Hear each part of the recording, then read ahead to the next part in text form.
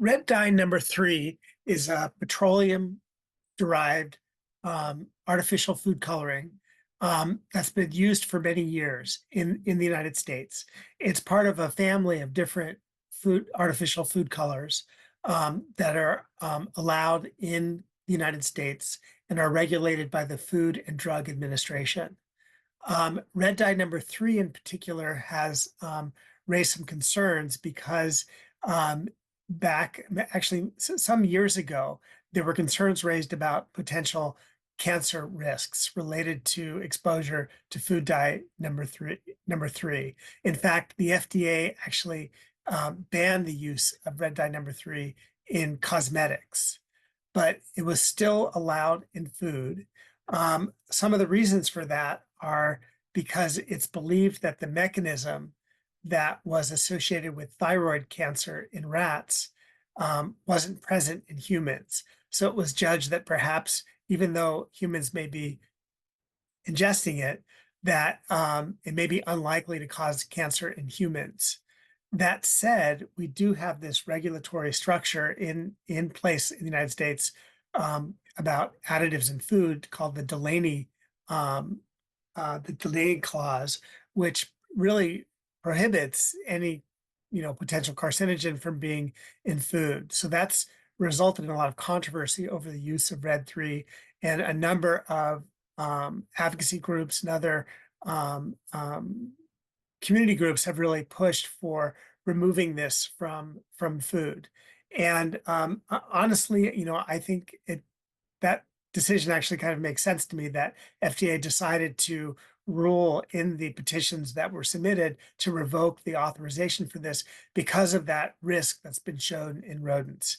Even if we're not sure that the exact mechanism is present in humans, it seems to me that if we have an artificial material that has no nutritional benefits and is being used in food, why keep it in food when there's some concern that at least in some mammals, that it can cause cancer.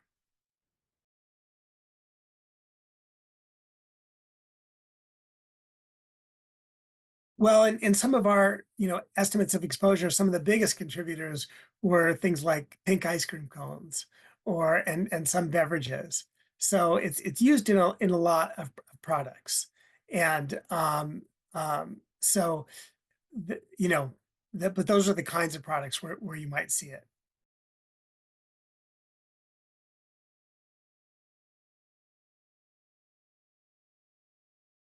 I think people should be thinking a lot these days about staying away from ultra processed foods and many of the synthetic ingredients that we see in the foods we buy, including the artificial food colors. I think also, though, moderation is key, and I don't think people should feel afraid of you know having Skittles once in a while, or going into a shop where there's all these delightful colors, and it's fun. And I've said this before, and there's value in that. But I think we should think of these as treats, and where we should really think about these foods is what do we want as regular parts of our diet.